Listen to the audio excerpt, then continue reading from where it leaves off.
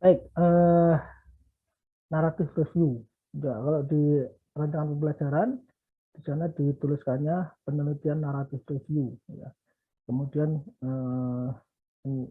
di PowerPoint saya ketika saya coba ini, jadi saya pakai Microsoft Office 365 ya. Jadi PowerPoint-nya itu bisa mungkin mereka sekarang udah zamannya AI ya, Artificial Intelligence.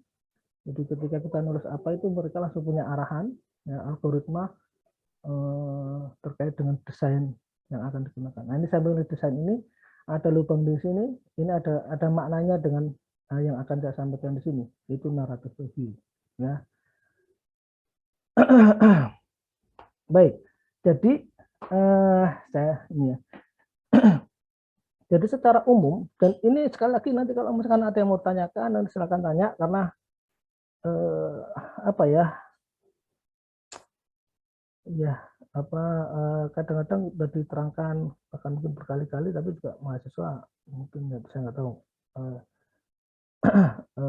apa pemahamannya atau penangkapannya itu kurang kurang ini sebenarnya ya eh, ya jadi naratif review jadi kalau kita jadi gini ya eh, artikel itu kan paper karya tulis ya jadi kalau mohon maaf ini saya slide-nya bahasa Inggris semua ya karena menurut saya ya saya belum menemukan review artikel atau artikel review artikel dari literatur review berbahasa Indonesia yang bagus menurut saya ya.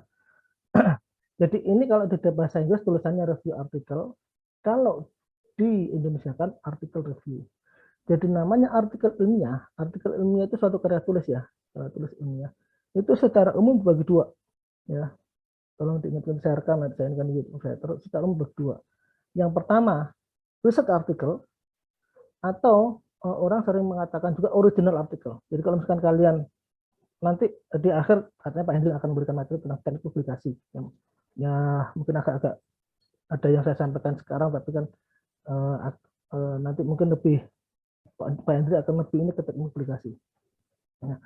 Jadi di beberapa jurnal dia menuliskan riset artikel itu original artikel. Ya, jadi artikel ilmiah secara umum ada dua, ya riset artikel, artikel penelitian, atau juga beberapa jurnal mengatakan original artikel. Berikutnya adalah review artikel, ya, atau artikel review. Ya. Jadi secara umum itu. Nah, sekarang kita fokus di review artikel atau artikel review. Ya. Jadi gambarannya ya bahwa yang namanya review artikel itu suatu review itu pengkajian ya, pengkajian yang menyediakan atau ya menyediakan suatu sintesis ya dari literatur-literatur yang sudah terpublikasi publish ini pas ya pada suatu topik dan menggambarkan its current state of the art. Jadi state of the art atau riset-riset terkini ya. Jadi gambarannya review artikel ini adalah kajian review ya yang menyediakan suatu sintesis jadi dia mengkaji literatur-literatur yang sudah terpublish suatu topik dan kondisi terkini ya. Review kajian dalam suatu riset klinik itu berguna ya ketika kita mau mendesain studi atau mendevelop ya panduan praktik ya. Panduan praktiknya. Nah, masuk di sini ya ini kan review artikel itu secara umum ya secara umum itu dikenal dengan ada yang namanya systematic review ya, dan non systematic atau narrative review. Nah, nanti saya akan lebih fokus di narrative review. Karena kemarin ketika diskusi dengan dosen pengampu, Metopen, katanya nanti systematic review ini juga ada dibahas di farmakoepidemiologi. Karena memang sejauh ini systematic review itu memang banyak sekali katakanlah riset-riset di bidang farmakologi medis, farmakoepidemiologi ya yang dia menggunakan systematic review. Sementara non-systematic atau narrative review ini bisa dalam banyak hal. Nah, nanti ini saya sampaikan juga artikel-artikel saya yang sudah publish, sudah terpublikasi, itu hasil dari narrative review. Ya. Terus kemudian nanti saya akan di akhir akan saya menyampaikan jurnal yang itu isinya adalah hanya artikel-artikel review. Ya. Nah, tidak seperti systematic review ya yang akan benefit bermanfaat dari guidelines ya seperti PRISMA, Preferred Reporting Items for Systematic Review and Meta-Analysis. Nah, makanya kalau beberapa waktu yang lalu dan mungkin saat ini juga banyak sekali katakanlah orang-orang tadi farmakologi medis yang dia ikut workshop terkait dengan meta-analisis. Nah, ini dekat sekali dengan systematic review. Nah, tidak seperti ini ya. Untuk narrative review ya itu tidak ada panduan no acknowledge guideline. Jadi tidak ada panduan yang exactly yang acknowledge ya, yang katakanlah yang baku, yang kalau dalam artikel itu acknowledgement itu kayak ucapan terima kasih atau statement ya. Itu untuk narrative review tidak ada yang baku. Ya, jadi gambarannya narrative review itu kalau saya membayangkan itu seperti kita membuat, saya nggak tahu gimana sih kalian, kita seperti membuat karya ilmiah ya, karya tulis ilmiah ya. Ya, jadi kita studi literatur, terus kemudian kita punya ide apa, dari studi literatur itu kita konstruksi ide tersebut sehingga kita dapat mendeliver ide tersebut menjadi perspektif baru. Gitu. Itu narrative review. Ya.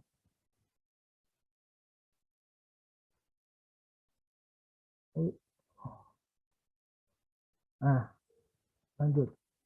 Di slide saya ini kelihatan kan ya? Saya nggak perlu slideshow ya. Kita mau slideshow. Nah, terlihat Pak. Review artikel atau ya, sekali lagi review artikel itu bahasa Inggrisnya, bahasa Indonesia artikel review. Tadi saya mengatakan riset artikel itu artikel penelitian, ya dia dari penelitian. Jadi kita misalkan seperti yang mungkin banyak dari kita bikin proposal, nanti ada penelitian dapat data, diolah, jadi laporan, kemudian ditulis dalam bentuk itu artikel penelitian atau original artikel. Kalau review artikel atau artikel review ini bisa dia artikel ilmiah ya dari review literatur, ya review pustaka, mengkaji pustaka. Ya. Ya, although meskipun synthesizing, ya, sintesis literatur adalah sesuatu yang menantang, ya, interest terkait dalam review itu terus tumbuh. Nah, tidak seperti artikel yang original atau artikel penelitian, ya. Literatur review, ya kajian literatur tidak menyediakan data baru, ya. But ya, tetapi literatur review itu intends to ya, dia lebih ya untuk assess, menguji ya apakah ya sudah terpublikasi dan menyediakan the best currently available evidence, ya, menyediakan evidence, bukti-bukti ya yang ada, yang nyata, available, yang tersedia currently saat ini itu yang terbaik. Ya. Untuk alasan ini review artikel itu dapat didefinisikan sebagai suatu studi secondary research. Ya, jadi riset kedua, yang berarti ini didasarkan pada primary research studies. Ya, saya nggak tahu pasti sekarang terkait pustaka primer, sekunder, tersier, atau data primer, sekunder, tersier sampai ke mana, mungkin juga di Metopen ini. Jadi kalau riset artikel atau original artikel itu dia menggunakan data-data primer. Data-data primer itu dari mana? Data-data dari kalau misalkan kita di lab ya kita pengukuran, observasi, ya,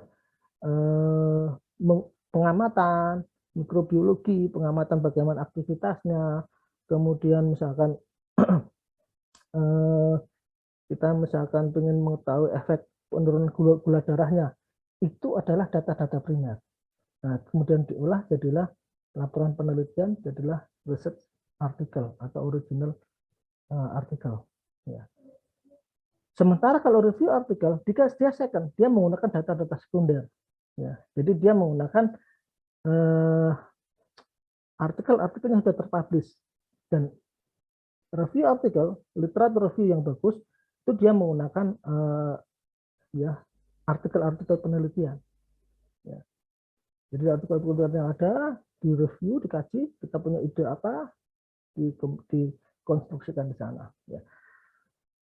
Kualitas naratif review ini dapat diimprove, ditingkatkan ya by borrowing, ya, dengan meminjam ya dari systematic review, metodologi systematic review yang ditujukan untuk mengurangi adanya kebiasaan di dalam seleksi artikel untuk mereview dan diterapkan pada strategi pencarian bibliografik yang efektif. Ya.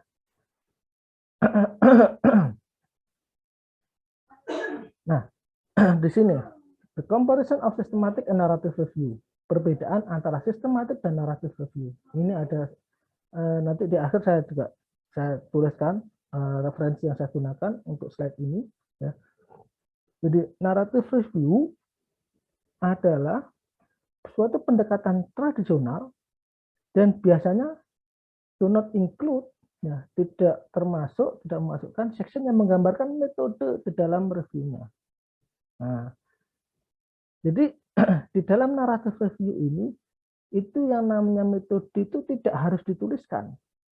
Nah, ini yang kadang-kadang apa ya, di kita kadang-kadang ngotot-ngototan. Ya. Jadi makanya apa ya, kita jadi orang harus bijak ya. Jadi kalau bisa kita harus banyak baca, banyak info, ya sehingga tidak merasa paling benar sendiri. Ya, kalau kita merasa paling benar sendiri itu seperti anak kecil. Itu anak saya yang kecil itu yang bungsu. Ya. Dia tahunya itu yang otot itu. Ya. Sedangkan kita semakin dewasa. Kenapa saya samakan sendiri? Karena jadi untuk naratif review tidak ada metode yang baku. Ya. Dan di beberapa jurnal tidak mensyaratkan penulisan metode. Tapi ada ya, yang katakanlah ngotot. Ya. Metodenya apa ini, Bapak? Nah, mungkin dia kurang ini. Ya. Ya. Makanya perlu disampaikan di sini. Ya. Ini naratif. Ya. Kemudian naratif review itu terutama berdasarkan pada experience dan subjektivitas dari autor, ya, yang mana dia expert di area tersebut. Ya. Di absence, ketidakhadiran dari metode yang clear, yang jelas dan objek dan tujuan yang jelas, ya, ini akan mengarah pada suatu metode yang flaws. Flaws itu agak cacat, agak kurang. Yang ini dapat which can bias the author's conclusion. Dan ini akan menyebabkan conclusion, kesimpulan dari author itu akan bias. Ya. Jadi ya kalau saya ini kan ini, ya, saya bisa dulu sampai di sini. Saya katakanlah ini mungkin kalian juga bisa nanya ke kakak kelas kalian, ya. Saya termasuk katakanlah saat ini ketika misalkan saya menguji mahasiswa, baik itu saya sebagai pembimbing atau penguji, ya, terus ada penguji di luar saya. Jadi kan kalau di sini di kita termasuk unsur kan penguji kan ada 4 ya biasanya, pembimbing 2, penguji 2. Whatever, ya, apakah saya menjadi pembimbing atau penguji, ketika misalkan ada katakanlah penguji di luar saya itu, terus beliau dengan ininya mengatakan tulisanmu jelek, ya, saya langsung mengatakan di forum itu bahwa yang tulisannya jelek tidak hanya mahasiswa yang bersangkutan. tulisan saya masih jelek, dan saya yakin tulisan kita semua itu masih jelek, karena kenyataan ya, kelemahan bangsa ini itu adalah kita lemah di literasi, kita lemah kurang membaca, dan juga kita daya menulis kita itu masih lemah ya. Nah, ini saya mengatakan demikian karena itu saya alami ya, saya sampai sekarang pun saya masih belajar terus ya. Jadi ya, saya sebenarnya kalau misalnya saya itu saat ini katakanlah ya, ketika bimbing itu saya pengen mahasiswa itu belajar menulis yang bagus, ya menulis itu yang bagus. Kenapa? Karena itu menurut saya salah satu kelemahan bangsa kita saat ini. Ya, nanti saya akan paparkan juga judul-judul artikel ilmiah yang itu judulnya itu seperti judul-judul fiction, ya. Tapi itu ilmiah. Nah, itu ibarat kata ya, karena dia udah lihai nulisnya ya, itu bisa jadi sesuatu yang ilmiah, itu bisa didiksikan. Nah, dan ini kita harus banyak belajar menurut saya ya. Makanya saya termasuk ini, misalkan katakan ada di kita kan kebanyakan senangnya instan ya, pengen belajar apa, nulis apa, ada workshop nulis ini. Saya selalu mengatakan bahwa menulis, tolong diingat, ini saya rekam ya, menulis itu ibarat kita belajar renang. Ada yang ingat bagaimana belajar renang?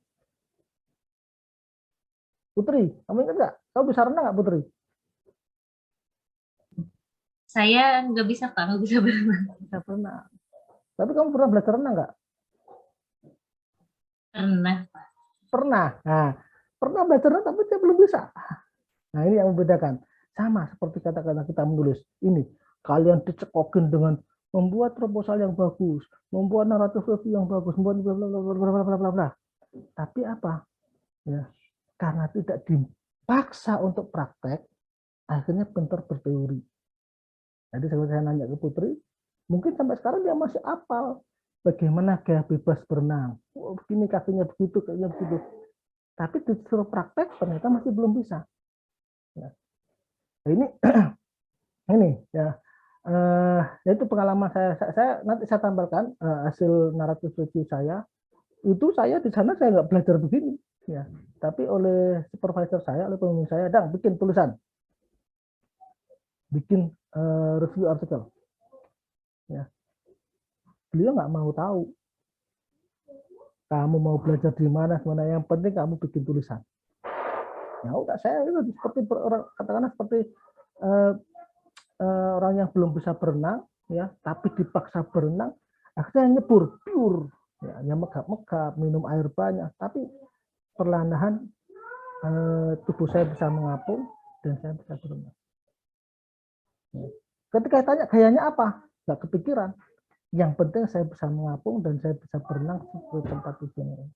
Buktinya nanti saya sampaikan artikel-artikel saya dari naratif review. Ya. Itu jadi yang message saya ini kan adalah jangan berkecil hati ya. Makanya tadi saya di awal menyampaikan ini berat sekali ya, kalian, tapi ya itu berat, tapi ya bismillah, dicobalah mampu kita ya. Gitu. Makanya saya sampaikan ke yang kelompok yang saya ampu ya, itu saya bahwa jangan sampai memaksakan diri yang di luar kemampuanmu, daripada nanti kamu mengorbankan dirimu gitu. Ya, jadi tetap berusaha semaksimal itu ya. Saya lanjutkan. Ya, ini masih page keempat, ada 37 page ini ya. Ini comparison, perbedaan dari systematic review dan narrative review. Nah, systematic review ya, ya ini pada sisi yang lain ya, systematic review atau overview adalah sintesis dari primary research studies yang menggunakan yang menggambarkan secara spesifik, eksplisit, dan oleh karena itu strategi metodologinya reproducible untuk mengidentifikasi, mengassemble, merakit, mensintesis, critical appraisal, penilaian yang kritis, dan mensintesis semua isu yang relevan terkait dengan topik-topik spesifik. Jadi kalau systematic review ini memang lebih detail, lebih rigid, ada metodenya. Ya, tadi kan Prisma itu, ya, ada meta analisisnya. Jadi ya saya belum pernah, makanya saya belum pernah melakukan systematic review. Tapi saya udah punya 3 paper narrative review dan sudah terpublikasi semua. Ya. Jadi systematic review jelas, metodenya itu baku. Ada kalau narrative review gambarannya itu seperti gaya bebas. Ya. Jadi ada fakta bahwa systematic review meningkatkan reliabilitas dan akurasi kesimpulan. However, namun demikian hasilnya kadang-kadang unequivocal, kadang-kadang ya unequivocal itu tidak setara, tidak sesuai dengan yang diharapkan dan membutuhkan penilaian yang hati-hati, careful appraisal dan interpretasi. Clinician oleh karena itu membutuhkan mengintegrasi hasil dengan expertise, ya, dengan kepakaran klinis dan preference pasien. Tadi saya sempat lihat jadi ada medical review, ya, itu isinya banyakkan systematic review. Ya. Ya. Itu. Nah, the main differences between narrative and systematic review. Ini perbedaan utama narrative review dan systematic review. Ya. Narrative review, ya, fitur utamanya menggambarkan, ya, dan menilai artikel-artikel yang published. Nah, ingat, published artikel, kata kuncinya. Jadi artikel-artikel sudah terpublikasi. Tetapi metode untuk menyeleksi artikel tertentu tidak digambarkan. Beda dengan systematic review. Nanti ada metode kriteria inklusi, kriteria eksklusi, ya, selisih tahunnya, bla bla bla. Ini detail. Kemudian kegunaan atau aplikasinya, ya, untuk narrative review, general debate, ya, general argumentasi, penilaian dari studi-studi sebelumnya, dan terkini itu kurang lack of knowledge, kurang pengetahuan. Nah, buat rational for future research. Ya. Jadi ini kadang-kadang jadi gini ya, mungkin sejarahnya. Jadi narrative review, systematic review ini kemarin sempat booming ketika awal-awal pandemi. Ya, berarti kalian 2019 berarti belum ini ya. Jadi saya angkatan 2017 begitu mereka mau masuk skripsi, terus kan pandemi awal-awal kan, kita masih ketakutan lockdown, sehingga difasilitasi lah penelitian literatur review. Nah, sempat naik itu, oh ya banyak itu kayaknya 2017 banyak sekali ya. Waktu itu saya ambil 2017 itu seingat saya yang literatur review, narrative review ada 4 mahasiswa. Biasanya 4 lagi, berarti kan 50-50 biasanya penelitian. Nah ini katakan kita udah permainan inti ya. Jadi tadi kalau saya tadi mengatakan ya di awal bahwa narrative review tidak perlu modal, ya. Kamu nggak perlu beli reagen, nggak perlu berangkat kemana untuk periksa sampel ya. Kamu cukup duduk ya, misalkan di sini siapa di sini, misalkan Putri Syahidah misalkan saya, atau Dian Anggraini ya. Tadi Putri Syahidah ada saya sapa, misalkan Dian Anggraini, males lah, pura-pura saya di Bandung aja, dia bisa nongkrong aja di Bandung ngerjain penelitian ini. Ya. Jadi ada tuh mahasiswa saya yang narrative review kemarin dari Lampung dia 2017.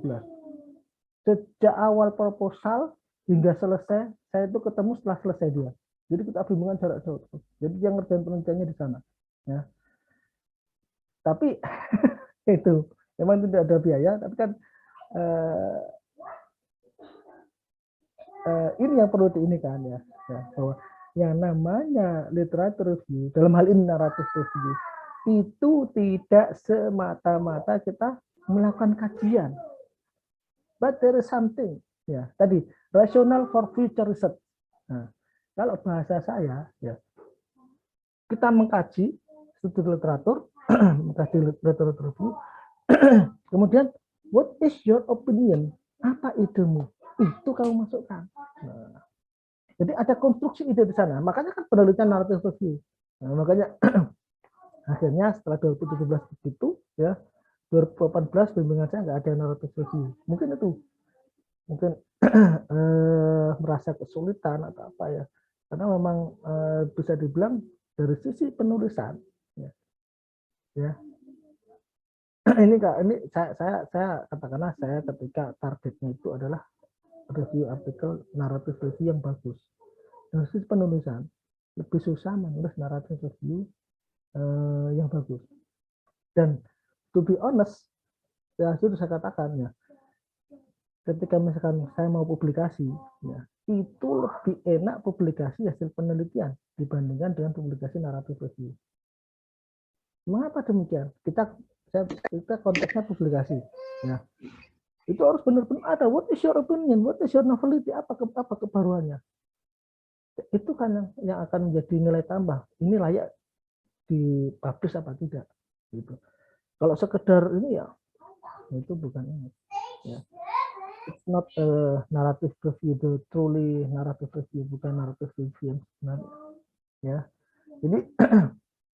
jadi dan sebenarnya saya waktu itu nggak tahu, saya lupa saya sampaikan di yang kelompok saya atau enggak.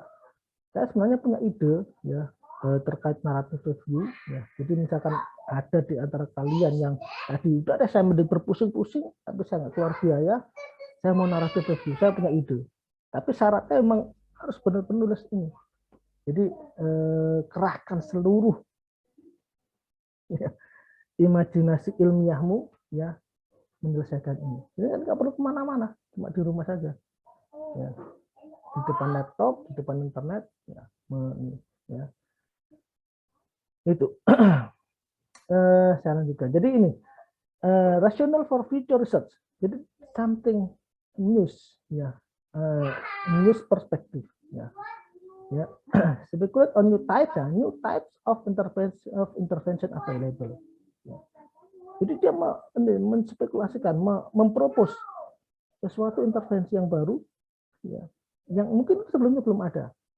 Makanya, yang nanti saya dengan jurnal-jurnal yang dia atau artikel-artikel yang dia dari naratif review biasanya citasinya tinggi. Citasi itu begini, misalkan Clarissa Yuzar penelitiannya terus dipublikasikan, Clarissa Yuzar Mahardika, terus ada tulisnya kan. Kemudian saya menulis artikel lagi, saya melihat penelitiannya Clarissa Yuzar, terus saya citasi.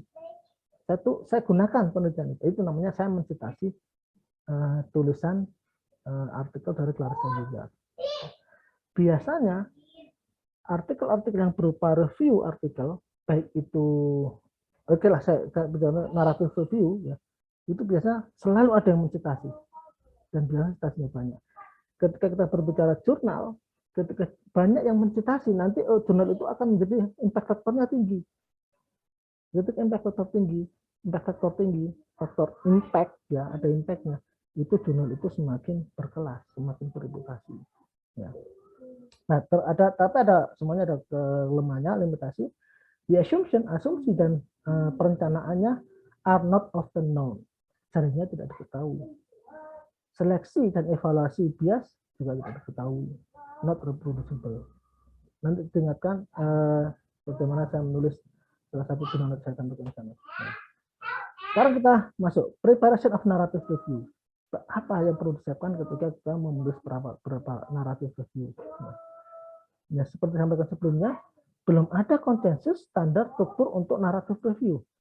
There is no consensus on the standard structure of a narrative review. Tidak ada standar, tidak ada yang baku. Makanya ini gaya bebas kita. Ini seperti kita ya kalau kan buat yang suka petualang, suka challenging, bisa nyoba ini narrative review.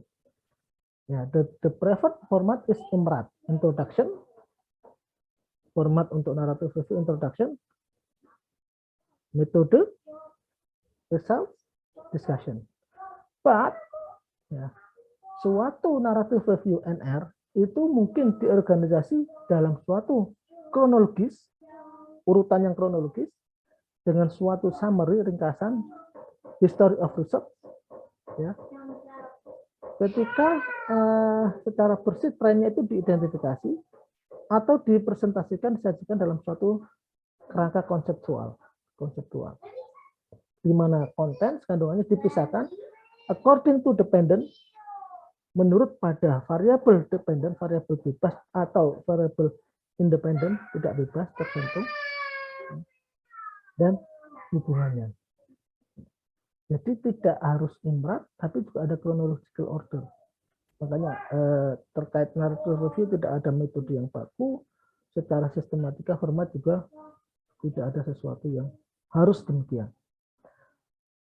However, namun narrative review, struktur narrative review seharusnya respect, ya, merupakan bagian dari preference author, style jurnal, dan konvensi yang diikuti sesuai dengan bidang-bidang tertentu. Makanya kalau Anda ini habis ini kan misalkan ada proposal, Anda akan banyak berinteraksi dengan jurnal, dengan artikel, Anda akan menemukan berbagai macam bentuk tulisan, ya, artikel, termasuk dengan formatnya, dengan stylenya, dengan gaya penulisannya. Nanti di slide ini tabel 2 menggambarkan framework rangka kerja umum dari suatu narrative review.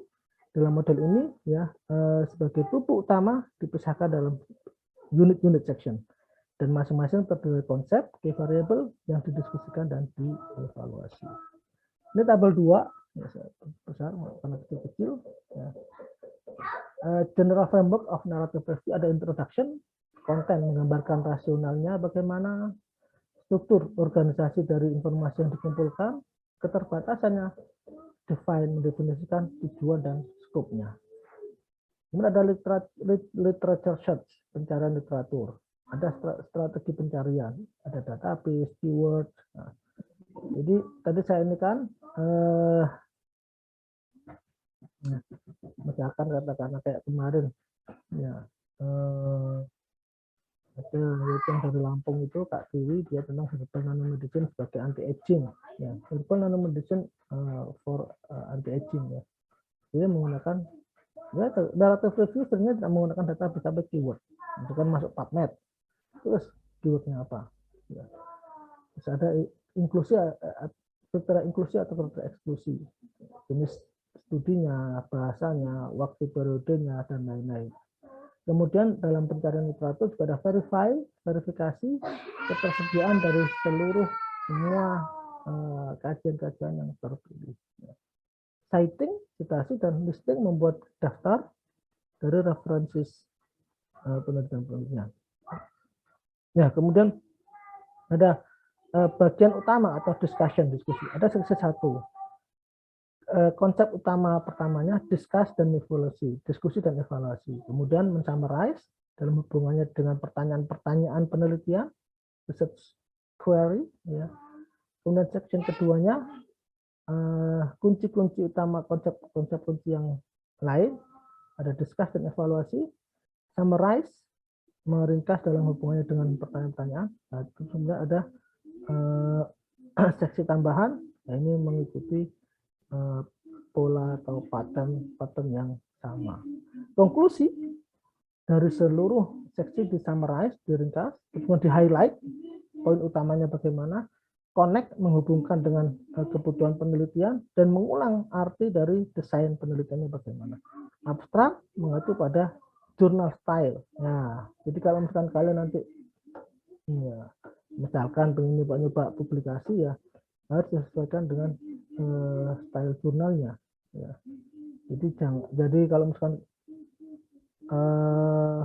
misalkan kalian sudah selesai penelitian, abstraknya disusun berdasarkan format dari Fikes, ya, pas disubmit nggak diubah, nanti langsung ditolak biasanya. Jadi harus mengikuti style jurnal, ya. Deskriptif atau terstruktur, pola imrat tadi, introduction, method, results,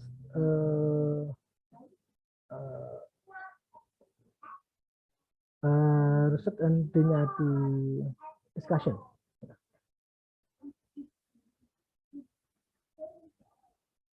Halo, sampai sini ada pertanyaan? Saya izin bertanya. Ya, silakan. Tadi kan disebutkan kalau narrative review itu ditulis berdasarkan pengalaman dari seseorang yang expertise. Kalau misal kita nggak punya pengalaman di dalam sesuatu yang ingin kita narasikan di narrative review, itu apakah kita masih bisa menuliskannya? Terima kasih. Bisa aja Nabila ya. Jadi gini, maksudnya di situ itu adalah makanya tadi ya. Jadi naratif review itu bisa dibilang kayak pasar bebas sebenarnya. Jadi ini tulisan ilmiah, tapi ya konstruksinya itu bebas metodenya. Ya. Jadi kalau misalkan belum punya pengalaman, ya nggak masalah. Ya. Yang penting kan nanti kan yang dilihat itu adalah referensi yang digunakan. Ya. Oke. Ya, kalau pengalaman itu biasanya begini, Nabila. Oke, saya jumping ya, biar enak ceritanya.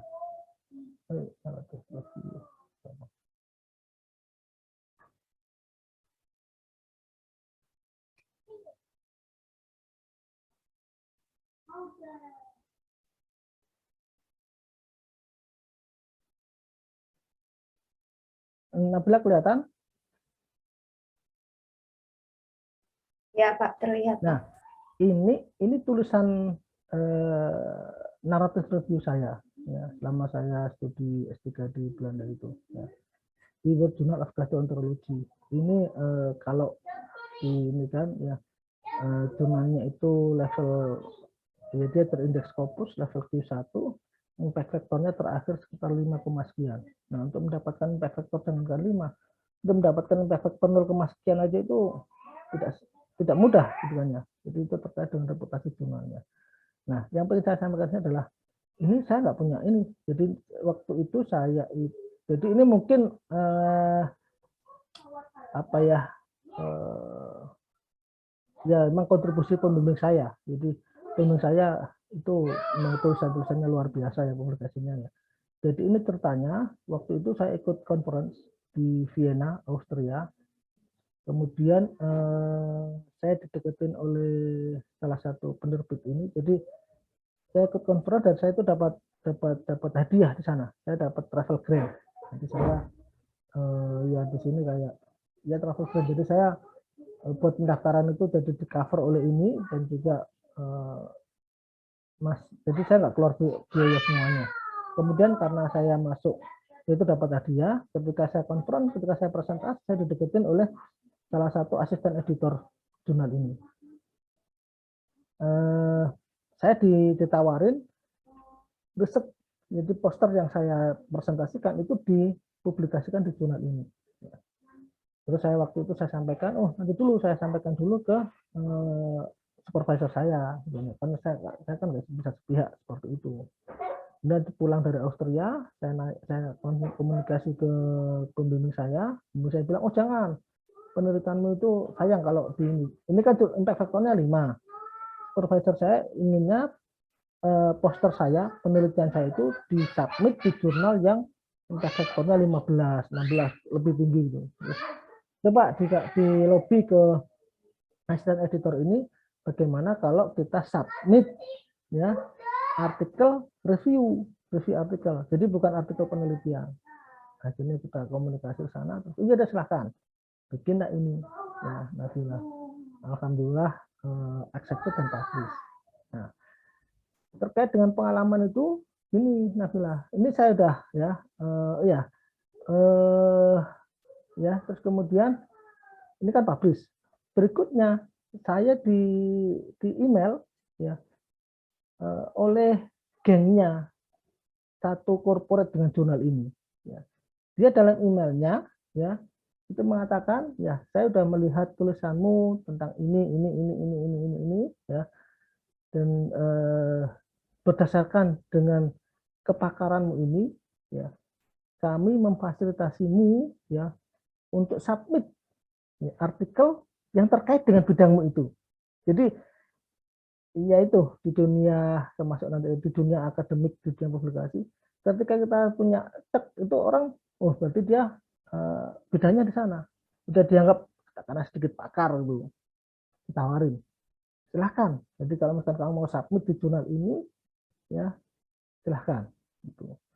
Cuman waktu itu kan posisi saya sudah di Indonesia, ya. Nah, tawaran itu saya ambil, ya Nabila. Ya. Nah ini luar biasanya di sana itu, di dunia katakanlah di dunia maju Amerika Eropa itu. Tawaran itu saya ambil, ya kan ya.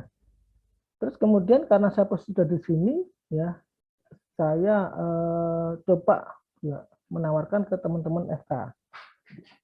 Kemudian singkat cerita kita coba ya dengan teman-teman FK, kita submit, ditolak. Ya mungkin karena menurut reviewernya ini tulisanmu nggak bagus ini. Padahal itu undangan. Gitu. Nah, kalau misalkan katakanlah, misalkan saya mungkin saya masih di Belanda, saya ini dengan bumi saya mungkin juga bisa lulus. Makanya dari gitu ya Nabila ya, mudah-mudahan bisa di Indonesia. Jadi nggak masalah. Bisa diterima nggak Nabila? Iya Pak, bisa. Terima kasih. Oh. Pak, saya mau bertanya lagi dong, Pak, satu lagi. Kan naratif review itu nggak ada aturan khusus ya Pak. Maksudnya nggak sedetail naratif review. Nah, kenapa suatu tulisan naratif review itu dikatakan jelek Pak? Gimana? Ya, itu. Terima kasih. Ya, baik. Itu pertanyaan menarik. Makanya tadi saya di awal kan saya sampaikan, pokoknya saya pulang dari Belanda, begitu ada dosen ngata-ngatain mahasiswa yang diuji tulisannya jelek, saya langsung melakukan pembelaan. Ya. Meskipun anak itu katakanlah bukan bimbingan saya juga itu. Bukan hanya dia yang jelek, sampai kita. Sekarang gini Nabila, ya, itu sama dengan seperti gini. Tapi kalau perempuan saya ini gimana ya? Ya, ini deh. Misalkan katakanlah film ya, film Nabila ya, nggak tahu perempuan. Film, ya. Kamu kan bisa bedain kan, bagaimana kualitas film Indonesia dengan film Hollywood, bisa nggak? Sama seperti itu. Iya, sama seperti itu. Ya. Jadi saya pun sebelum saya ke Belanda, saya ya itu makanya perlu jam terbang ya, pengalaman, tambah banyak baca, tambah wawasan, nanti kita akan merasakan. Ya. Sebelum saya ke Belanda juga semua saya merasa jagoan gitu. Begitu sampai ke Belanda, ketika saya dikata-kata oleh supervisor saya, tulisanmu jelek. Begitu sekarang ya, ketika saya dari sini terus saya minum mahasiswa gitu ya, kan macam-macam ya, ada yang kemampuan tulisannya bagus, ada misalkan ketahuan ada tulisannya jelek, ya ini nih mungkin tulisan saya di hadapan supervisor saya seperti ini tulisannya. Jadi tulisannya jelek bagaimana? Ya butuh jam terbang ya, butuh banyak baca punya. Tapi gambarannya begini, misalnya tulisannya jelek itu. Jadi kayak antar kalimat itu kayak nggak nyambung ya. Ya misalkan katakanlah, misalkan kalimat pertama cerita Nabila dari Indramayu, kalimat keduanya cerita misalkan hari ini kuliah SF, kuliah fotopen. Berikutnya kalimat ketiga Nabila, jadi kayak nggak ini gitu, nggak flow-nya itu nggak kelihatan. Bayang ya. Makanya saya itu saya karena saya ini sepak bola ya, ya itu ibaratnya kalau misalkan kalian lihat bagaimana Lionel Messi atau Cristiano Ronaldo kan kalau misalkan mau ngegulin kan mana gol gitu. Sementara kalau di liga kita, Liga Indonesia, kalau mau bikin gol kayak tersengal-sengal, nafasnya mau habis, nggak gol juga gitu ya. Itu bayangannya. Ya. Jadi makanya tadi saya mengatakan bahwa bagaimana kita bisa membuat tulisan yang bagus harus banyak berlatih. Jadi harus langsung terjun. Makanya kalau jadi kadang-kadang kan kita, dan ini kesalahan di kita, seringkali kita bawaan kita. Jadi ya ngatain ini tulisannya jelek, padahal dia juga tulisan dia sendiri juga belum tentu ya lebih baik daripada yang dikatain jelek. Terus juga di kita seringkali kita menjudge orang. Ya. Ini salah, itu benar, itu salah, itu benar. Sehingga apa? Menyebabkan orang tersebut malas atau bukan malas ya, berat untuk mencoba, enggan untuk mencoba. Kalau kita tidak mencoba kan kita nggak tahu. Ya, Nabila. Makanya kalau misalkan kalian pengen tahu ini ya coba nulis, ya nanti kalian baca terus. Ya, oke?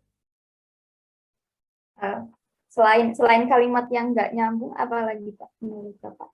Contohnya ya kalimat nggak nyambung, terus itu kan katakanlah antar kalimat, terus kemudian antar paragraf.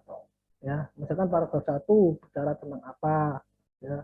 Misalkan paragraf 1 bicara tentang ke barat, paragraf kedua, ya. Jadi kan kita ya kayaknya di sini kan katakanlah ini tujuannya kan judul, katanya. Judul itu kan harus mengibaratkan, harus menggambarkan dengan isi, ya. Apapun itu, katanya. Proposal ya, artikel judulnya apa harus ini. Tapi misalkan ternyata judulnya ya, judulnya misalkan ya saya pernah mereview ya, mereview artikel yang disampaikan ke jurnal apa ya, yaitu judulnya tentang ini apa itu nanopartikel ya, nanopartikel dari apa ya, tapi isinya itu ternyata di situ tidak ada ini nanopartikel, isinya mikropartikel. Nah ini kan udah ini ya, judulnya nanopartikel ya, di introduction-nya dia cerita bentuknya nanopartikel bla bla bla bla bla bla bla bla bla, tapi di cara pembuatan metode dan di hasilnya itu bukan nano tapi mikro gitu. Jadi kalau antar kalimat kan misalkan satu dengan lain, kalau misalkan udah antar paragraf, antar bagian, ya, nggak nyambung. Itu Nabila. Bagaimana? Berarti nggak ada ini ya Pak, nggak ada standar-standar khusus lain gitu. Nggak ada menurut saya. Nggak ada. Ya. Ya. Jadi ya itu karena menurut saya ya yang menulis itu ya itulah ya kayak apa? Ya, kayak jam terbang ya, kayak skill itu skill sebenarnya ya itu.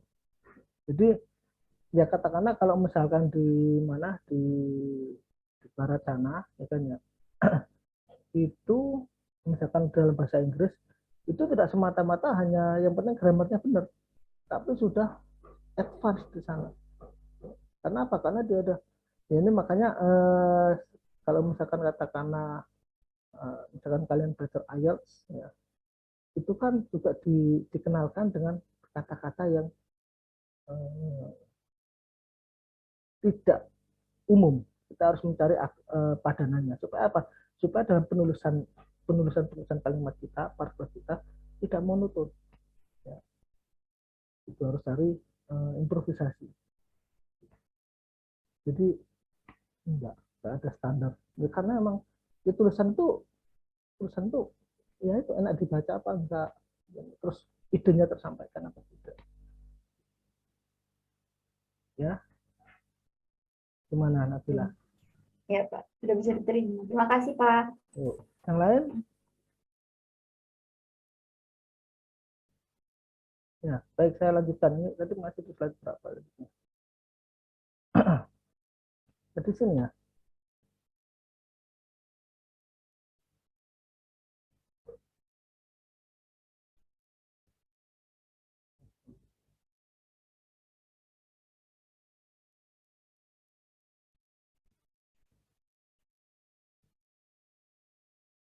Jadi masih di sini. Terus kita lanjut di sini literatur search, pencarian literatur. Ya. Tidak seperti systematic review, seksi metode, bagian metode dalam naratif review ini is not mandatory, tidak wajib untuk naratif review, depending on the journal style, tergantung pada gaya dari jurnal. But jika ada metode di sana, harus tambahkan clarity, ya, kejelasan, key message, ya, kunci dari pesan itu terkait dengan naratif review. Literatur search, pencarian literatur atau metode ini adalah tahapan yang kritis untuk dalam penentuan terjadinya pembelian kebiasaan. Ya. Jika the review query, pertanyaan reviewnya itu well defined, cukup ya terdefinisikan dengan baik, sebagai contoh pada pertanyaan klinis, lalu apakah itu memungkinkan untuk mendesain suatu strategi pencarian yang appropriate, yang mendekati dalam suatu bentuk yang suitable, yang cocok untuk dalam search engine. Oleh karena itu, pendekatan struktur ya dari yang digunakan dalam systematic review is advisable in literature search for error. Jadi maksudnya dalam pencarian literatur untuk systematic review itu kan jelas ya. Sementara narrative review itu nggak jelas, bebas kita bebas. Nah, but ya, disarankan supaya tidak katakanlah kita tidak lepas arah ya, kita disarankan menggunakan pendekatan metode seperti systematic review. Itu yang saya rasakan waktu saya membuat tadi paper itu Journal of Gastroenterology. Asik sekali ya ketika misalkan kita searching literatur review, apalagi misalkan akses internetnya bagus ya, kita dapat pustaka banyak. Wah itu benar-benar waktu saya merasakan bahwa yang namanya apa ya, ketika kita mau masuk ke sesuatu yang sifatnya molekuler, seluler, semakin kita banyak membaca itu semakin kayak nggak terbatas, benar-benar kayak samudra luas gitu. Nah makanya untuk katakanlah untuk supaya kita tidak terlalu floating ya, dan dapat digunakan pendekatan sistematik review. Ya.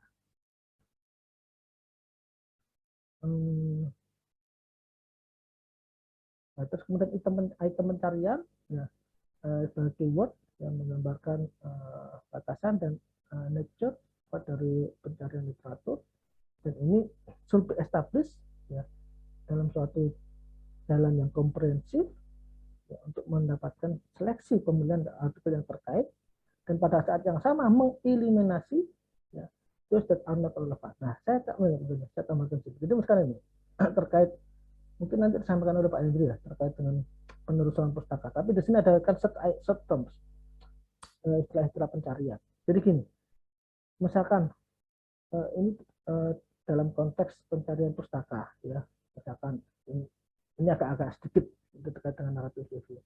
Jadi misalkan katakanlah misalkan nanti Nabila, misalkan dari pustaka ya, sebisa mungkin cari pustaka yang primernya. Jadi misalkan jadi itu sebelum saya dulu ke Belanda ya, katakanlah masih dapat ilmu Indonesia saja kan, katanya itu sampai ada ya di dalam penulisan pustaka itu in. Jadi misalkan katakanlah yang nulis pertama Nabila ya. Kemudian oleh Nabila ini disitasi oleh Devi Widya Ayu, disitasi oleh Sabita Yayana Hanifah. Terus kemudian saya tahunya dari Sabita Yayana Hanifah. Ini dulu sebelum saya ke Belanda, dalam penulisan pustakanya, yang misalkan tentang apa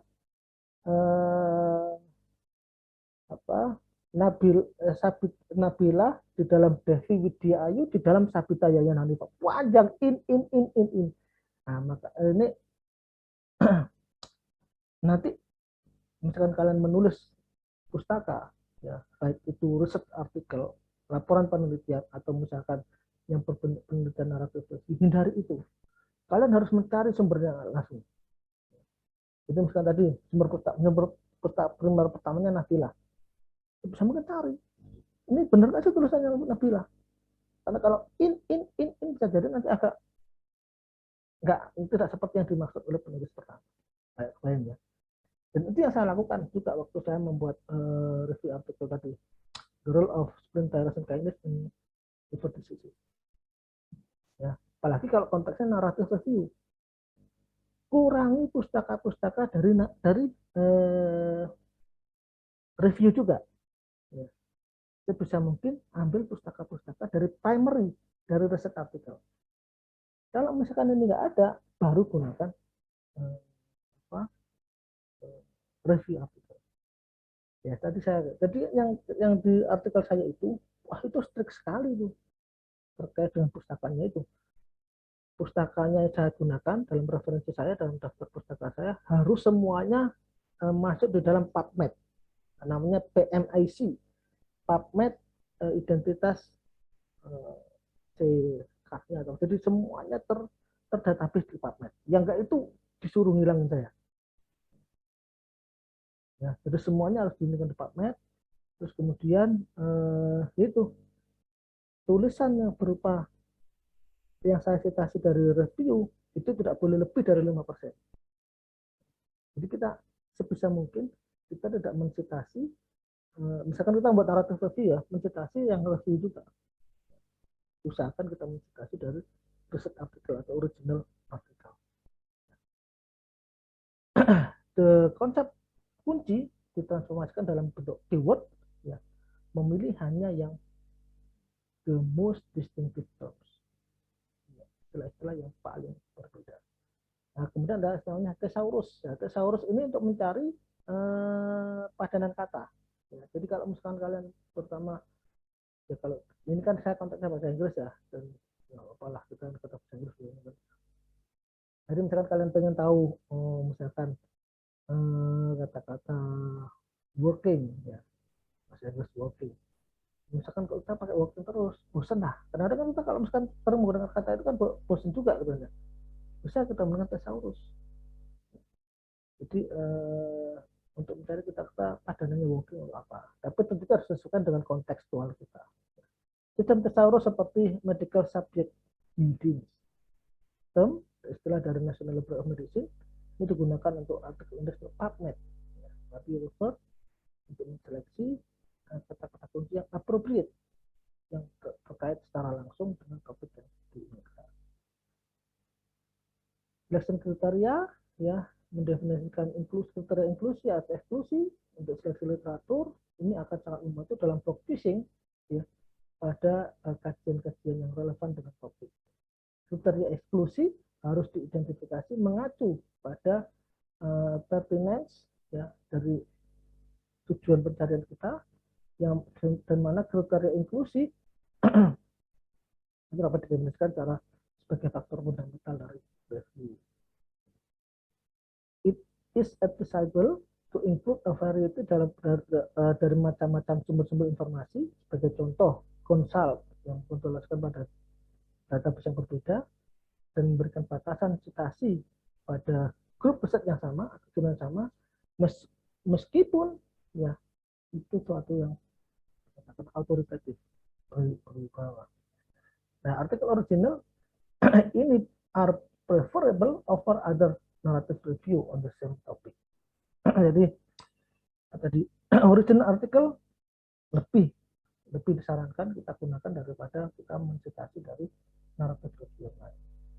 Selain itu, ya, laporan dari clinical trial yang random dan studi observasional, editorial dari opini-opini leader-leader peneliti itu juga dapat ditambahkan. Ketika katakanlah didapatkan artikel yang cukup banyak, ya ini seleksinya harus di-refine, harus didefinisikan kembali, dan proses dapat dilakukan dalam bentuk tabel summary, ya, dalam bentuk tabel atau menggunakan reference card. Ini berguna untuk men-sort, ya, untuk memudahkan artikel dan compiling ini, ya, dengan referensi bibliografik dan style citasi yang serupa. Makanya kalau misalkan Anda membaca naratif review, terlebih sistematik review, itu pasti banyak akan ditemukan tabel-tabel. Itu dalam rangka untuk mengklaster-klaster kita kira referensi-referensi yang katakan dalam satu klaster.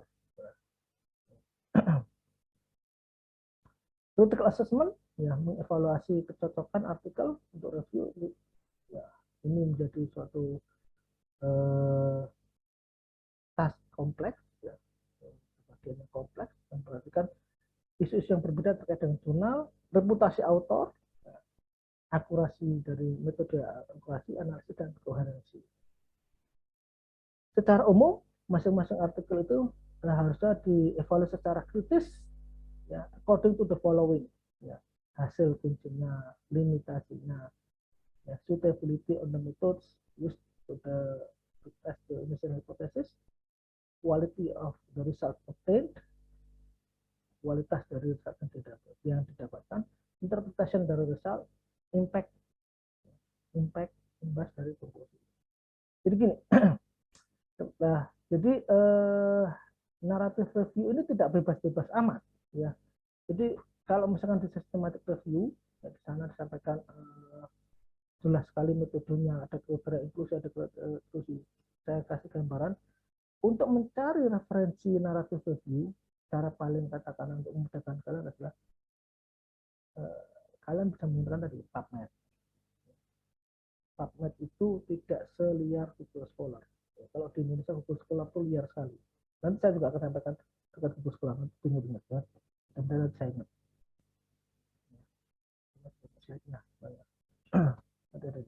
Nah, sekarang crafting the text. Ya. Bagaimana kita crafting the text? Atau kita mulai menulis, ya, bismillah, mencoba menulis. Ya. Drafting, membuat draft dari suatu narrative review, ya, ini secara jarang diikuti oleh linear pathway, jalur yang linear, karena narrative review ini proses yang dinamis. Ya, ini pengalaman yang saya rasakan juga. Udah membuat katakanlah kayak outline gitu ya, ya. Tapi kita nggak bisa kaku dengan outline tersebut, ya. Karena misalkan pas kita misalkan lagi searching literatur, oh ada yang bagus, kita boleh lagi. Jadi dinamis memang. Tapi tetap kita bikin outline ya, tapi jangan terlalu kaku dalam ini. Ya. The starting point is the data retrieve, data yang dicoba divisualisasikan dalam gambar dan tabel. Yang ini adalah cornerstone, ya, batu pijakan dari narrative review. In fact, setiap seksi harus merefer pada data yang dikumpulkan. Dalam penyiapan narrative review, introduction harus ditulis setelah result discussion section. Ya. Introduction-nya ditulis belakangan. Ya. Setelah result dan discussion selesai. Dan kenyataannya, narrative review analisisnya itu dari artikel-artikel di retrieve yang dicoba, yang di retrieve, dan ini menghasilkan suatu pemahaman yang lebih baik dari hasil dan memfasilitasi diskusi dan konklusi yang lebih bermakna, lebih jauh retracing tracing penelusuran kembali jadi dari teks dan kembali ini dapat mengeliminasi poin yang kemudian yang mungkin redundant, berlebihan atau irrelevan dengan topik-topik utama kita. Drafting the discussion harus mengikuti proses critical assessment. Ya. Seksi sebelumnya di-reassess, hasilnya dievaluasi dan diinterpretasikan mengacu pada pertanyaan awal, highlighting the meaning, ya, arti dan validitas dari konklusinya. Masih crafting the text, ya, penulisan conclusion, title dan abstract dari narrative review ini, ya, itu kriteria dari manuskrip yang lain. Atensi perhatian yang khusus harus diberikan pada judul dan kata-kata kunci, karena ini digunakan menggunakan database untuk mengindeks partikel, ya. Jadi judul, makanya kalau misalkan kita ada judul, abstrak, keyword ini misalkan ini membantu ketika misalkan orang pengen mengetahui artikel kita, ya, makanya cari keyword yang cukup populer. Tujuannya apa? Supaya artikel kita nanti banyak dibaca orang dan juga banyak disitasi orang. Judul mungkin termasuk teks dari abstrak dan juga mungkin sedikit cerminan dari keseluruhan artikel. Judul harus atraktif, cukup atraktif untuk mempersuasi pembaca untuk membaca abstrak dan kemudian artikelnya. Titel judul yang informatif yang menyatakan elemen-elemennya relevan dengan manuskrip secara konklusif diperhatikan lebih baik daripada indikatif. Jadi judul yang informatif lebih baik daripada judul yang indikatif.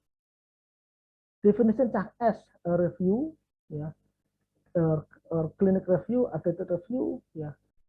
Pada kenyataannya clinical evidence dalam suatu judul do not add value, tidak menambah nilai. Ya.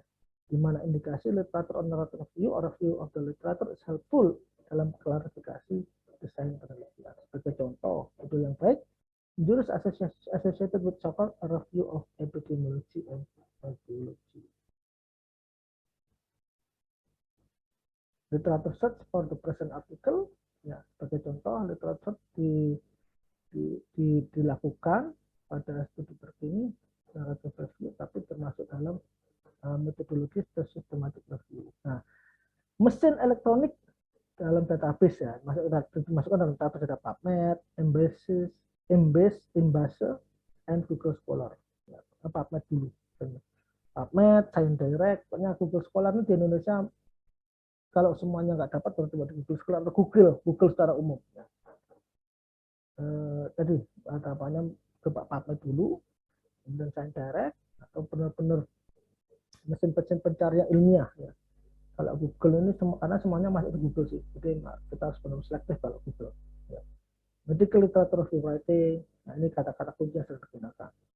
Kriteria inklusi antara lain ya semua bentuk dari artikel yang dipublikasikan dalam PubMed atau yang relatif yang hanya terkait dengan manusia. Kriteria eksklusi di antaranya artikel yang di mana di full teksnya tidak tersedia, tidak berada dalam bahasa Inggris atau dalam literatur abu-abu. Literatur abu-abu itu literatur yang nggak jelas ya. Dari artikel yang retrieve yang diusahakan pada first round putaran pertama penelitian, referensi tambahan diidentifikasi dengan manual search, pencarian manual di antara referensi-referensi yang disitasi. Nah, sekarang kita masuk lebih ini lagi. Good to know about the review article. Ini review artikel secara umum. Ya, apa itu review artikel? Yang perlu diingat adalah suatu analisis konstruktif kritis dari literatur dalam suatu bidang spesifik melalui summary, klasifikasi, analisis, dan comparison. Review artikel itu suatu teks saintifik, teks ilmiah yang mengandalkan ya, literatur yang terpublikasi sebelumnya. Ya. Data dari eksperimen author tidak disajikan. With exception, some reports contain new data. Jadi tidak ada ini. Ya. That is with exception dari peraturan tertentu. Kemudian review artikel ini a stand-alone publication. Jadi publikasi yang berdiri sendiri. What is the function of review article? Ya, to organize literatur, mengevaluasi literatur, mengidentifikasi pola dan tren dalam literatur, mensintesis literatur, dan mengidentifikasi research gap, perbedaan penelitian, dan merekomendasikan new research areas. Ya, sekali lagi ini penekanan bahwa namanya review article not only summarize, tidak hanya mensummarize, tapi ada jadi rational future research, recommend new research areas, ada new perspektif di sana. Ya. Who is the audience of this article? Ahli-ahli di bidang area-area penelitian tertentu, student atau peneliti-peneliti, dan decision makers. Nah ini makanya decision makers ini mungkin kebanyakan yang systematic review meta-analisis. Ya. Kalau narrative review sepertinya banyak untuk decision maker, ya mungkin ya, tapi tidak sebanyak systematic review. Decision maker mungkin, wah ini ke depan seperti ini. Ya, kan akhirnya mungkin CEO atau direktur perusahaan coba riset ini.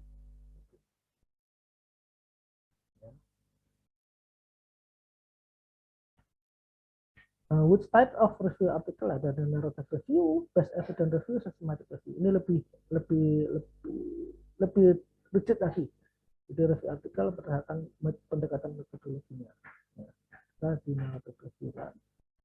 Terus kemudian tipe dari sasaran, status quo review, history review, issue review, teori model review.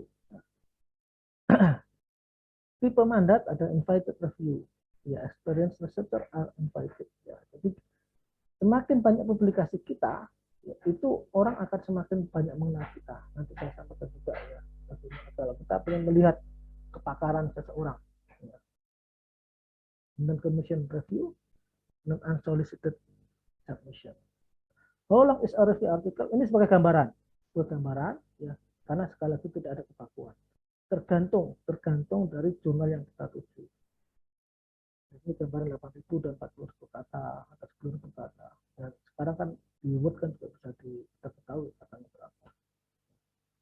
Elemen ya masuk ke dalam review artikel, kita semakin lebih teknis, lebih ya. Ada judul. Judul itu tujuannya buat apa? Fungsinya buat apa? Membantu pembaca untuk memutuskan apakah dia harus membaca teksnya atau tidak. Nah, jadi makanya bikin judul yang menarik. Elemen unsur-unsurnya, judul harus informatif. Judul harus memasukkan ya, important terms, istilah-istilah penting. Harus mengindikasikan bahwa teks ini adalah review artikel. Ini mungkin termasuk message. Pesan apa dari artikel itu? Not just its cover. Tidak hanya media tentang apa, tapi sebisa mungkin ada message-nya apa. Judul harus must be short, harus singkat. Keep the title concise. Jadi kita harus menjaga bahwa judulnya kita itu singkat, ringkas, konsis. A longer subtitle, ya subtitle yang lebih panjang, maybe mungkin suatu opsi, in case spesifikasi itu dibutuhkan. Nah, di bahasa Inggris, citasi known, tidak perlu dibutuhkan citasi. Ya. List of author, ini terkait dengan publikasi. Ya. Fungsi untuk mendeklarasikan ya, intellectual ownership kayak intelektual bekerja dan menyediakan kontak informasi. Nah, untuk itunya decision on authorship dan harus pastikan every person. Nah, ini juga ini ya. Ini kan kalian mau open ya. Ya. List of authors yaitu kan declare intellectual ownership on of the work. Ya. Ini sekali lagi, ini tuh melekat di dalam misalkan kalian nanti ya, however penelitian kalian ya, misalkan katakanlah misalkan Nabilah, kalau jadi dengan saya misalkan Nabilah pembimbingnya saya, satunya misalkan siapa mungkin. Nanti misalkan penelitiannya Nabilah itu mau dipublikasikan, authorship-nya ini ya at least kita bicara di sini declare intellectual ownership itu at least 3, Nabilah, saya, dan siapa satunya. Bukan penguji. Ya ini harus ya kadang-kadang ya teman-teman di dosen kita itu agak-agak berlebihan ketika menguji memaksakan diri, karena di dalam authorship ini ya decision on authorship ya, that contributed significantly to the literature research, literature exploration and or writing process. Jadi ya itu, jadi kalau kadang-kadang agak ini kalau misalnya ada pengujian memaksakan diri memasukkan ini, karena toh di authorship bahkan kalau misalkan katakanlah nanti ada ya acknowledgement ya, intinya kalau di authorship penguji tidak dimasukkan dan maka mungkin orang lain yang mungkin fine, misalkan katakanlah ya nggak masalah, ingat important discuss authorship as early as possible. Kan saya tadi ambil contoh Nabilah ya, saya dan misalkan Nabilah, Pak saya mau masukkan, kita ini bicara konteks publikasi ya, bukan skripsi ya, Pak saya mau masukkan pacar saya sebagai authorship, it's no problem.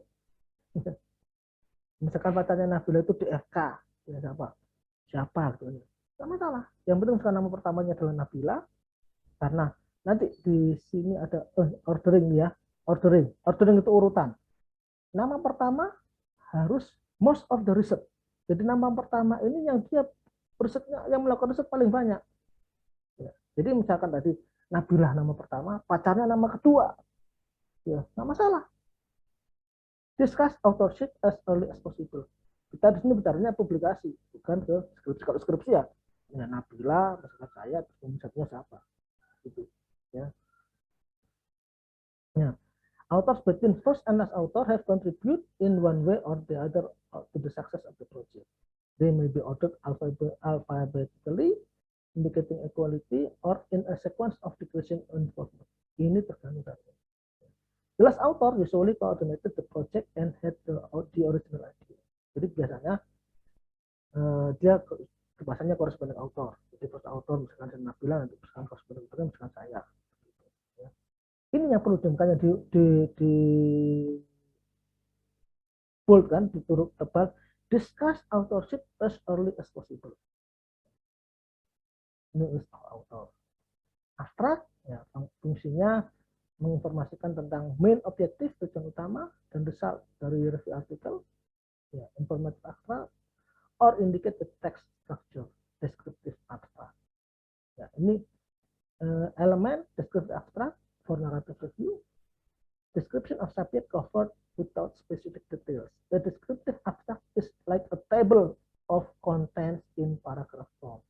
Tense bahasa Inggris. Ada apa saja di sana unsur-unsurnya untuk abstrak. Informatif abstrak ada objektif, tujuannya. Material and method. Result, conclusion. Jadi dalam abstrak harus ada ini. Tujuannya apa, material dan metode apa, result, dan conclusion.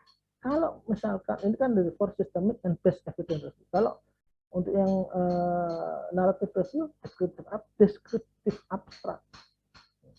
Jadi tidak harus ada metode-metode, tidak harus. Meskipun harus ada, makanya tidak harus ya. Tergantung dari misalkan itu adalah tergantung dari ya misalkan kalau skripsi ya tergantung dari format skripsinya. Kalau misalkan format skripsinya ada ini ya kita ngikuti. Terutama submit ke jurnal tertentu kita lihat ya makanya kita harus lihat guidance-nya. Ya. Jadi jangan sampai kita membuat tulisan tapi kita tidak memperhatikan tujuan yang akan kita tuju. Nah, abstrak tidak ada citasi. Panjang biasanya ini kelaziman abstrak apapun itu artikel ilmiah baik research artikel maupun naratif review atau artikel itu biasanya antara 200 hingga 250 kata. Kemudian tabel of content, tabel of content daftar isi ya. Fungsi menunjukkan pembaca terkait dengan organisasi teks. Ini membantu orientasi di antara section. Tapi yang perlu diperhatikan, some review journal print an outline table of contents at the beginning of the article. Others do not. Jadi tidak semuanya. Tapi ini saya sampaikan karena ya nanti biar kalian nggak kaget. Ternyata ada yang jurnal, ada table of content, ada yang tidak. In general, these are recommended for extensive narrative review. Introduction, pendahuluan. Fungsinya untuk menyediakan informasi tentang konteks, indikasi, motivasi untuk review, define, definisi dari fokusnya apa, research question, perumusan masalah, dan juga penjelasan struktur teks. Unsur-unsurnya ya ada latar belakang, rumusan masalah, permasalahan, dan motivasi atau justifikasi. Saya bilang citasi banyak. Ya. Jadi ini referensi yang kita gunakan. Yang perlu diperhatikan, pastikan mempunyai fokus yang narrow, yang sempit, ya fokus. Dan suatu pertanyaan yang research question, perumusan masalah eksplisit, ya eksplisit kita eksplisitkan. Yang indikasi di 2 poin yang clearly secara tegas dari introduction. Berikan justifikasi teori dan praktis untuk kebutuhan apa yang perlu direview. Nah, material metode tujuannya systematic and best evidence review ya, kita ada. Jadi ini kita ini terkait dengan narrative review tidak ya, do not have a method section, but should include some information about applied methods at the end of the introduction. Jadi gini makanya untuk narrative review tidak harus, tapi kita harus siap. Seandainya nanti misalkan kita mau submit jurnal di guidance-nya ada metode, ya kita harus menuliskannya. Ya, elemennya unsurnya metode ya. Misalkan bibliografi tapi search term istilah yang dicari, strategi pencariannya. Citasinya view sedikit karena dia biasanya untuk terkait dengan analisis statistik dan misalkan software yang digunakan. Pastikan sumber-sumber datanya clearly identified, secara diidentifikasi secara jelas.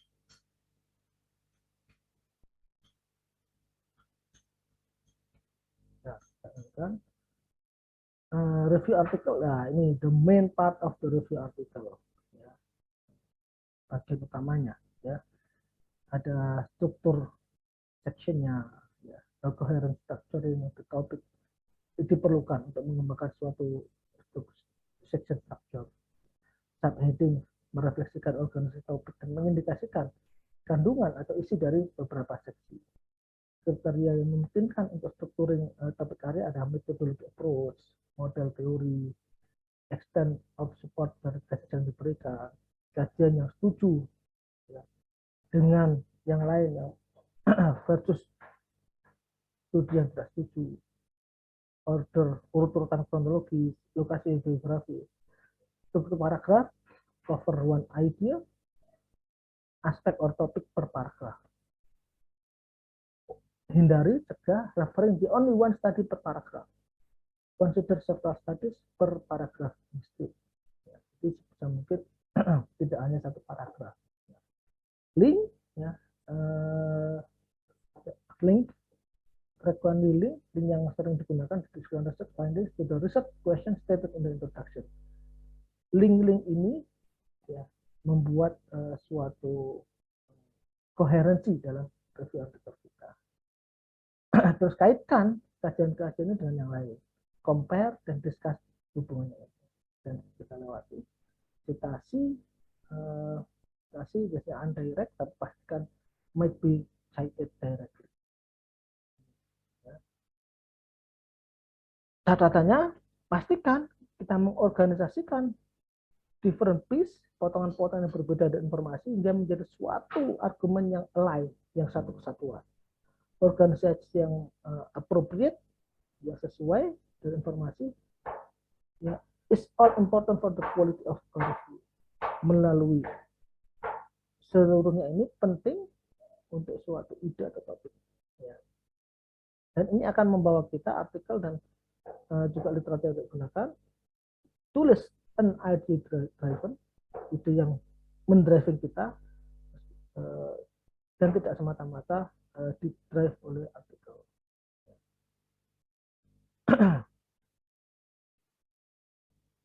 Conclusion, ya, fungsi conclusion, kesimpulan, menjawab research question, perumusan masalah yang ada di introduction.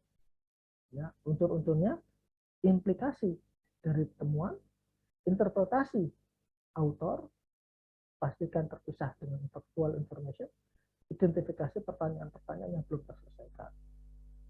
Citasinya tidak ada, umumnya view or non, umumnya tidak ada.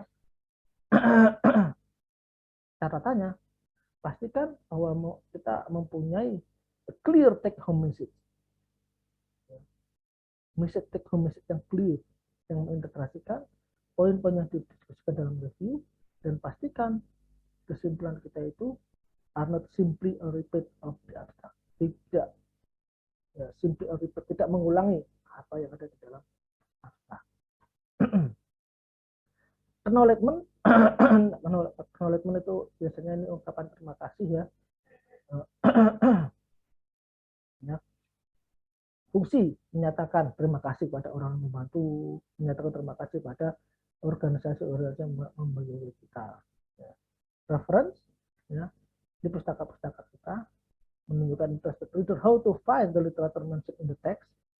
Acknowledge, mengakui pekerja dengan work other scientists, ilmu-ilmuwan yang lain. Compulsory to avoid charge of plagiarism. Catatannya, untuk narrative review, inclusive of all relevant, high quality studies is the target.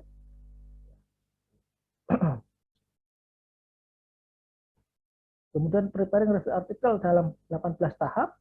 Nah, ini lebih teknis lagi, ya. Ada bagaimana kita membuat review artikel dalam 18 tahap.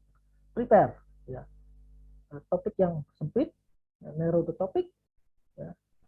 Define, definisikan pertanyaan, perumusan masalahnya atau hipotesisnya. Cari, search for the literature source. Define, pastikan lagi topiknya dan juga perumusan masalah selama penelitian. Baca, evaluasi, klasifikasi, dan buat catatan. Definisikan kembali, fokus, pertanyaan perumusan masalah, definisikan take home message apa. Compose a preliminary, kita buat ya suatu judul pendahuluan. Kemudian develop structure, tahap ke-6. Cari prinsip-prinsip structure for the article, misalkan mau chronological, bahan subjeknya, atau prosedur-prosedur eksperimental. Tahap ke-7, prepare an outline, siapkan outline. Cari headings ya, judul-judul dari setiap seksi. 8, plan the content, ya, rencanakan isi dari masing-masing paragraf dari seksi yang berbeda. 9, siapkan tabel, konsep maps, gambar. 10, draft the method section. 11, draft the body section. 12, draft the conclusion. 13, draft the introduction. 14, draft the abstract. 15, revisi draft dan dari beberapa seksi, abstrak dan judul, tabel, gambar dan legend. Legend itu keterangan gambar. Revisi citasi, dicek lagi referensinya bagaimana. Ya, bahasa Inggris, correct grammar, spelling, punctuation, adjust. Kemudian dataran teknis ini bisa membantu ya buat kalian misalkan yang ini ke narrative review. Ini kita masuk ke katakanlah ke sampel tadi itu tentang narrative review, systematic review ya. Kemudian bagaimana teknisnya membuatnya sampai 18 tahap itu. Sekarang saya mau katakanlah ke contohnya ya supaya kalian tergambar. Ini masih terlihat ya. Ini adalah jurnal Advanced Drug Delivery Review. Jurnal ini isinya adalah artikel-artikel ilmiah dari narrative review. Di sini ya impact factornya ini 15,47. Jadi ini bukan main-main. Jadi kalau sepak bola ini UEFA Champions League ya, susah sekali masuk jurnal ini. Dan dia ranking 4 dari 275 jurnal di dalam kategori farmakologi dan farmasi. Ya. Jadi ini kemudian ini saya memberikan gambaran judul-judul artikelnya di dalam jurnal ini, Advanced Drug Delivery Review. Ya. Lihat judul-judulnya. Ini review artikel semua, ya lihat ya. Review artikel. Ya, ambil ini tadi. Ya review artikel, ya review artikel attack on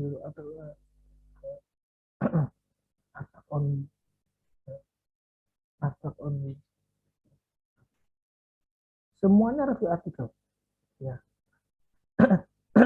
Dan judulnya kan seperti penelitian lab, padahal ini bukan, ini review artikel. Kalau ini saya cari abstract only, berarti kalau misalkan Anda ingin mengakses ini, download ini harus membayar. Tapi kalau yang open access ini bukan. Open access ini yang bayar adalah autornya, jadi bisa di-download oleh siapapun. Ya, judul-judulnya sudah mengerikan begini ya. Ya. Ini narrative review, literature review. Ya. Artificial intelligence to bring non-medicine to life.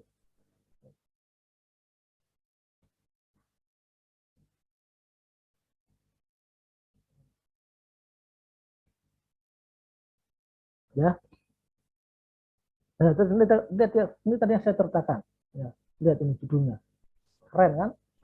Ini profesor saya nih. Ya, profesor saya itu ya, kelasnya kelas dunia. Ini tahun 2017 saya kesini. Ya. Di sini. Judulnya. Ini tulisan ilmiah. Jadi Advanced Drug Delivery Review yang efeknya 15 kematian. Judulnya The Battle of Nanoparticle Cell. Ya, ini kan kayak judulnya The Battle of Surabaya 45. Dulu ada belum. Ya. Judulnya seperti fiksi, tapi isinya adalah non-fiksi, ilmiah ini. Ya. Ini narrative review. Ya. Dan lihat sini kontennya, judul ini. Ya. Tidak ada metode di sana. Konten langsung, 1. Paclitaxel formulation, big money deals on promising data. 1.1, Taxol versus Abraxal. 1.2, the competitor. 1.3, a comparison.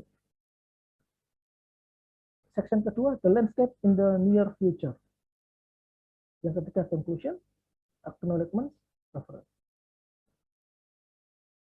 Ini benar nggak main-main ya.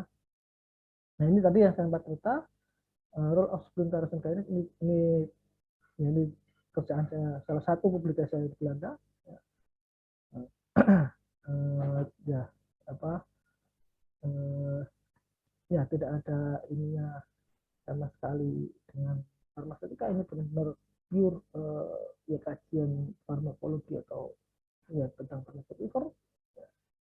Itu ini tadi saya sudah ceritakan bahwa ya penulisan pustakanya nggak main-main ya. Dan itu semuanya harus terindeks di PubMed ya. Benar Q1 impact factor 5, sekian ya. Nah kemudian ini kemarin ketika COVID saya bikin tulisan juga tentang narrative review ya. Ini ya ini bisa dibilang tulisan saya sendiri ya. Jadi ini waktu itu saya ada informasi jurnal ini sedang butuh tulisan, terus saya ada ide ya waktu masih baru awal balik dari Belanda, belum sebanyak sekarang pikirannya, nulis sendiri. Kemudian ada revisi-revisi tapi saya malas merevisinya, terus saya tawarkan ke teman saya di UAD dan dia mau, udah selesai publish. Dan ini ya mini review karena tidak banyak ya, beberapa halaman gitu. Katakanlah kalau beli bangganya ini sampai sejauh ini sudah disitasi oleh tiga artikel, dan tiga artikelnya itu katakanlah kalau ini Liga Indonesia ya, Liga Indonesia, tapi tiga artikel yang mensitasi jurnal saya ini itu bisa dibilang Liga Eropa ya, mungkin Liga Italia atau Liga Inggris gitu.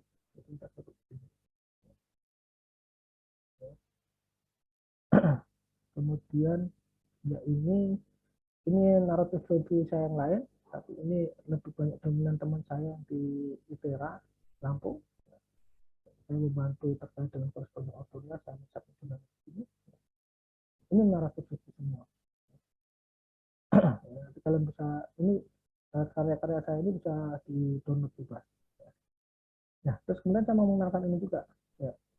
Jadi saya jadi kalau misalkan kalian ingin mengetahui katakanlah reputasi atau karya orang, itu saat ini kita bisa mengecek ya, kalau yang ini itu di